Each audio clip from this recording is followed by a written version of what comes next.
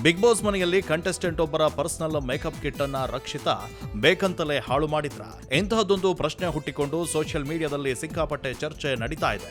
ಇದಕ್ಕೆ ಕಾರಣ ಕಲರ್ಸ್ ಕನ್ನಡ ಬಿಡುಗಡೆ ಮಾಡಿರುವ ಪ್ರೋಮೋದಲ್ಲಿರುವ ದೃಶ್ಯಗಳು. ಸೀಕ್ರೆಟ್ ರೂಮ್ ನಲ್ಲಿರೋ ರಕ್ಷಿತಾ ಹಾಗೂ ಧ್ರುವಂತ್ಗೆ ಬಿಗ್ ಬಾಸ್ ಒಂದು ಟಾಸ್ಕ್ ಅನ್ನ ನೀಡಿದ್ದಾರೆ.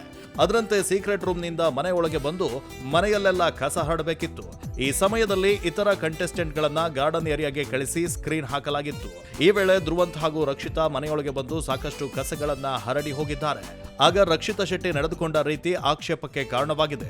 ಕಸದ ಜೊತೆಗೆ ಮೇಕಪ್ ಕಿಟ್ ಒಂದನ್ನ ಪೀಸ್ ಮಾಡಿ ಬಿಸಾಕಿದ್ದಾರೆ. ಇದೀಗ ಸೋಷಿಯಲ್ ಮೀಡಿಯಾದಲ್ಲಿ ಈ ಕಿಟ್ ಯಾರದ್ದು ಅನ್ನೋ ಚರ್ಚೆ ಶುರುವಾಗಿದೆ. ಕೆಲವರು ಇದು ಕಾವ್ಯ ಮೇಕಪ್ ಕಿಟ್ ಅಂತಿದ್ದಾರೆ, ಇನ್ನು ಕೆಲವರು ಇದು ಅಶ್ವಿನಿ ಮೇಕಪ್ ಕಿಟ್ ಅಂತಿದ್ದಾರೆ.